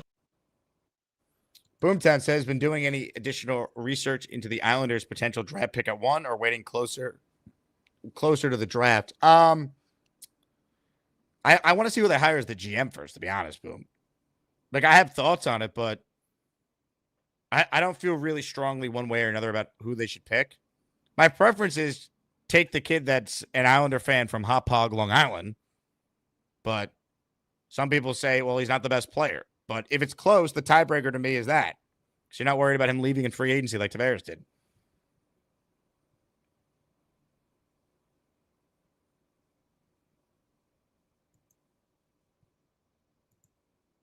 Ladies and gentlemen, on the Gus Buster hotline right now is a fan favorite and one of the all-time greats. He thinks that Charles and Bobby need to get a job. This cowboy hates to see ASMANIACS complain. What they call him, one-punch breaker. You need to get a job. What they call him, one-punch breaker. The beast is on his ass. Call him one-punch breaker. Has anyone seen Bean Mac? Call him one-punch breaker. He'll only need one.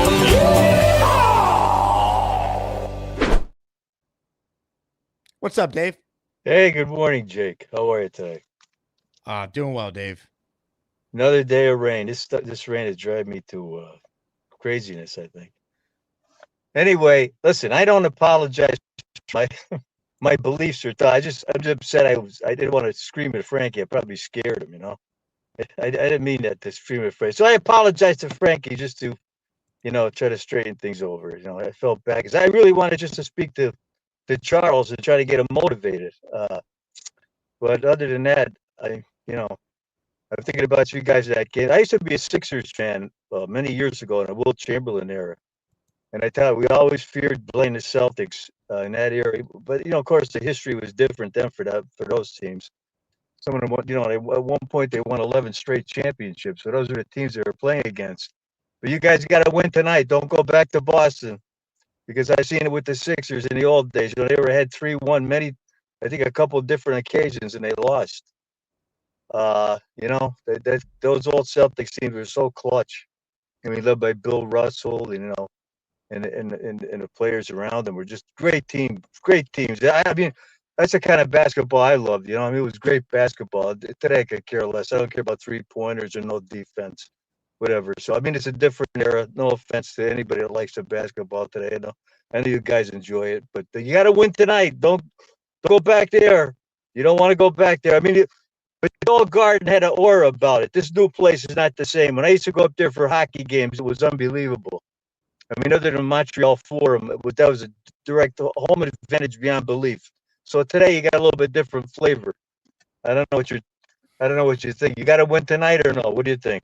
Yeah, look, do I think they could win a game 7 on the road? I do, but I don't want to mess with it. I don't want to even put myself in that spot. Like, why give the champs even more confidence without Tatum, right? Like, end it tonight. Yeah. Don't risk the injury, even if you do win game 7, where you only have a day off before the next series would start. Win tonight. You're at home. You have the better team, I believe. Like, you have the best player on the court. I think a lot of what happened in game 5 was, the Celtics just putting it all out there, right? You see this at times. They rally around not having that player, but now reality should set in. Knicks, make the adjustments, get better performances from your key guys who were really, really bad, uncharacteristically bad. 5 of 26 from OG and Bridges. I don't think that's going to happen tonight. I think Brunson has a big game, and they find a way to get it done in the second half. Well, I'm hoping for you guys' sake it should win, because I know what it's. I always, I don't play when I always hated 7 games. The pressure is so. I mean, that's nerve-wracking. I remember many hockey games, 7 games. Bruins against the Canadians. They never won. Those Canadian teams and the Celtics, the old days, they had this different vibe. I mean, today it's everybody's the exchange of players because of yearly contracts coming due. It's a whole different ball game. You don't have that camaraderie like you used to have, where the teams were just together for long time periods of time, like the 70s Steelers. They were together. I mean, they were great teams. The 70s Steelers should have won. They got opportunity to win in 6 Super Bowls straight if it wasn't for injuries. That's how good they were, because they were able to stay together. That's unfortunate today. We don't get to see that, and that's where I think when I grew up, we understood the meaning of a team. That's why when you asked me the other day, what jersey do you want? I was never tied to one player. I mean, yes, I love players. I mean, Pete Rose, he's one of my favorite players because he was guts. He's all guts. We have to remember, a lot of people don't like Pete Rose because of his outside baseball activities, but there was actually 2 Pete Roses. The one Pete Rose athletically, and then the one that was outside of baseball. I mean, but of course, the things that he did weren't favorable. But hopefully now he's going to get. Unfortunately, he may get in a Hall of Fame after he's dead. So that's a shame. That's really a shame. That's really. You knew they would do that too. He even felt like that was going to happen too. That he wouldn't be until he was dead. Yeah, he knew it. He knew it. But he made a lot of mistakes. But blood and guts Flair, that guy was unbelievable. So we should have players like that on our team. We'd never lose. We'd never lose. We'd be in every game. But hopefully, I felt bad yelling at Frankie. Didn't mean to. What I say is 100% accurate. My wife told me I have to relax, She says, you got to relax. It's true. I have to tone it down a little bit. So that's all. When I sent you that, email, that's what I meant. I have to tone it down a little bit. I don't want to become stale here either, so I don't want to be calling in every day becoming stale, like some of the characters. And, as far as Bobby's concerned, I have nothing against Bobby, but my wife heard the show one day and she told me, she said, what is that show? She said, is that a sports show you're listening to?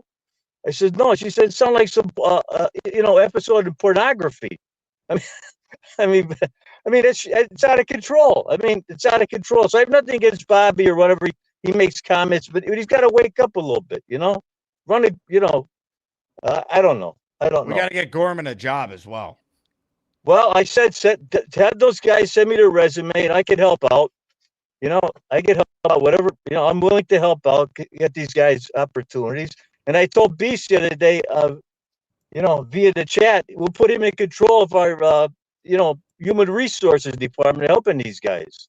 We'll try to get him. I saw Beast over. Is Beast in the back room? Yeah, he's in the back room. He's doing his thing. How's he doing today? How's the Beast? You want to talk to him? Yeah, let me talk to him. Let me Mr. Brigger, how you feeling this morning, Mr. Brigger? Oh, well, I see you come a long way. I give you a lot of credit. You've calmed down. Well, it's called, I got to teach these boys some respect. And these boys need one word, discipline. And like they said to me in the Army, until you get disciplined, you need to learn respect. If you don't want to be here, you can leave. When were you in the Army, Beast?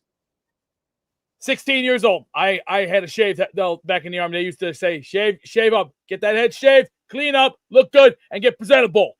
I did that for high school for my freshman year. They taught me very well, and they got me tough. And you know why? Discipline is the key element. If you don't learn discipline, then you ain't nothing. And Dave Brigger is correct about that. We need to install discipline in the United States because today's world, there is no discipline, no lack of communication. Everyone's too busy on their cell phone. It's called, before we had this crap and all the other goofy crap, what did we have? Handheld video games, kids on bicycles, people playing basketball, everybody enjoying life. But it's a different world today. And Brigger, you're right about it. It is a different world. It's strange. It's our society. I think it's time we need to install discipline in the U.S. You get the fuck out. All right, thank you, Beast. Apparently, he was in the Army, Dave. Well, I mean, he must have learned some of his activities there. I don't know. He said, his wrestling moves. I don't know, but hopefully,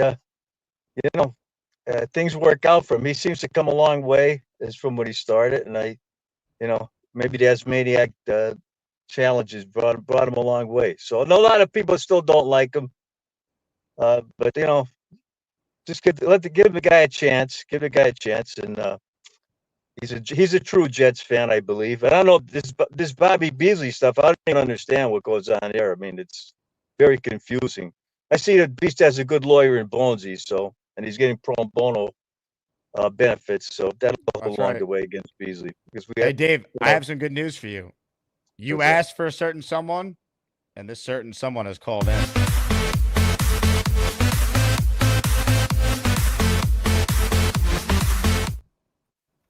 Hey, Dave, I'm going to help to get a job on May 29th. So that's my birthday, Bobby. May 29th. That's my birthday.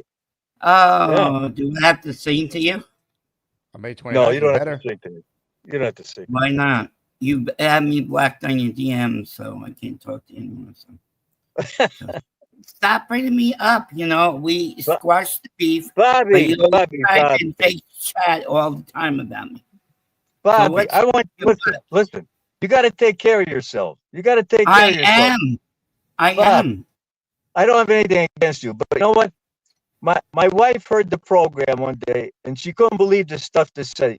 Have the guys cut down on the expletives, okay? The cursing. That's all you got to do. You do a good job. My show. I could have anything we talk about. You can do what you want, Bob, but it doesn't do any benefit.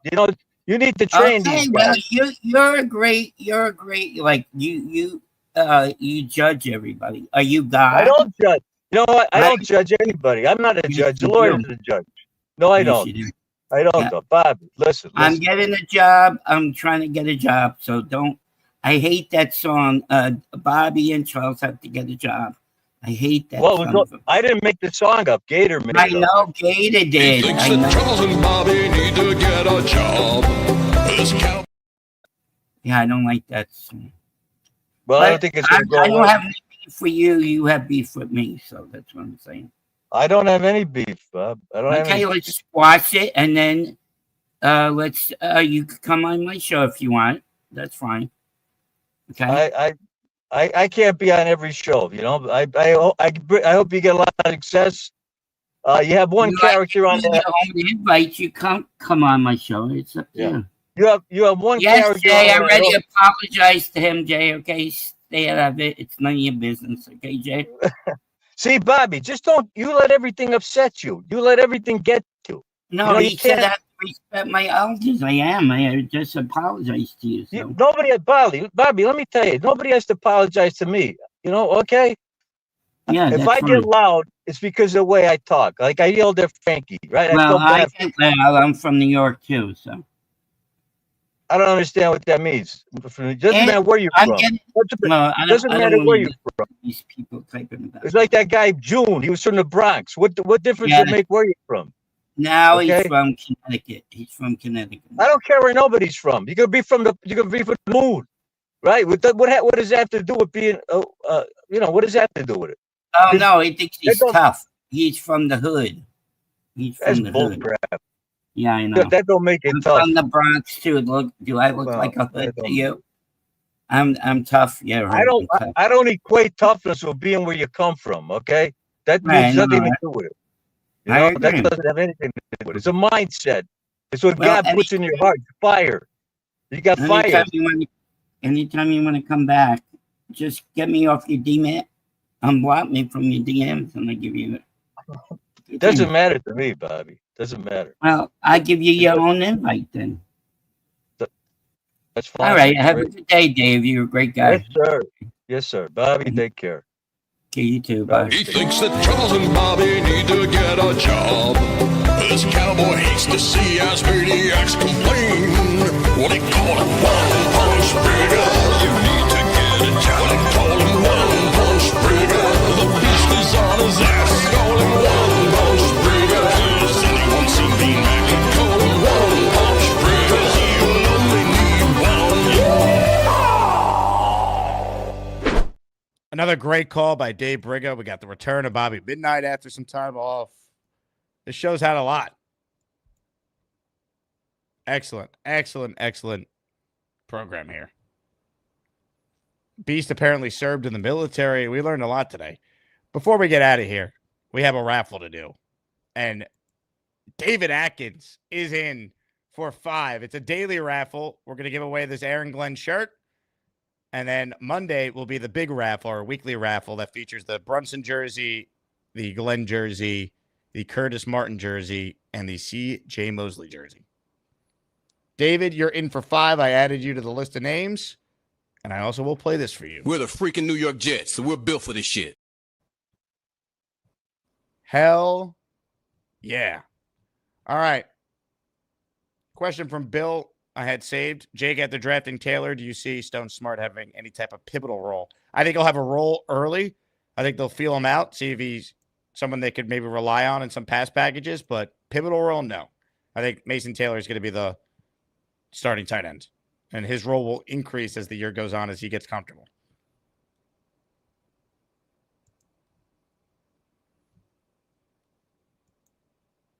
Ladies and gentlemen, it is time for a raffle.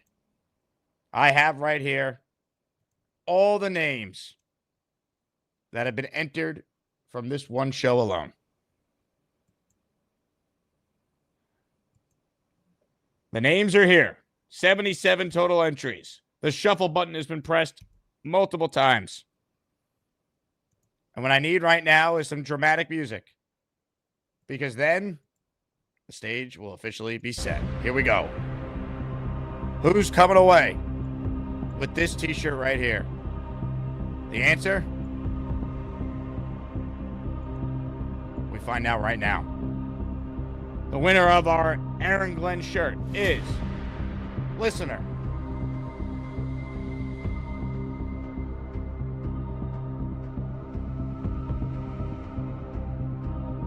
JYB, who I think won the shirt the other day. So, JYB, I'm going to send you a different shirt from the Asmaniac merch store at jakeasman.com. Congrats to JYB. And thank you to everyone who participated in our daily raffle prize. And, of course, you're in for the big prizes on Monday. What a show. Again, thank you all for watching. I plan to be back this afternoon, probably around 4-ish. We'll do our second show today. So be on high alert for that, because who knows what's going to happen on a Friday afternoon show.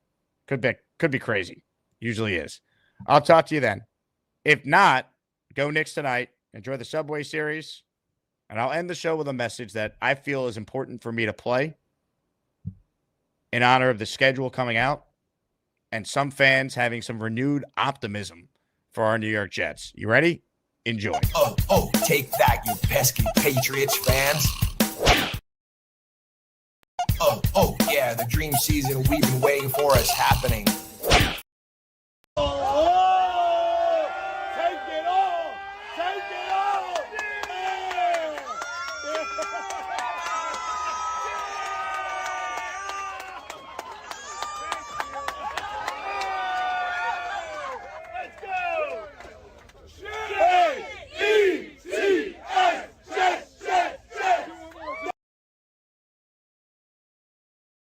I went to the Jet Golf Classic Monday. We all go to the locker room and everybody's showering. There's a line of guys. And who gets behind me on the line but Vinny Testaverde? Oh, God. And I said, boy, Vinny, we could have used you last year. You know, Vinny, winning it in New York, is there anything like it? He goes, absolutely not. I go, are you looking for big things this year? He goes, yes. I go, how do you think Aaron's going to react coming off the Achilles? He did say that he's going to have some rust. He goes, look, it's going to be a little difficult in the beginning. They should rely heavily on the run the first couple of games. Now there's a gas station over here. I'm gonna go get some pizza and see if they have any butter to put on it.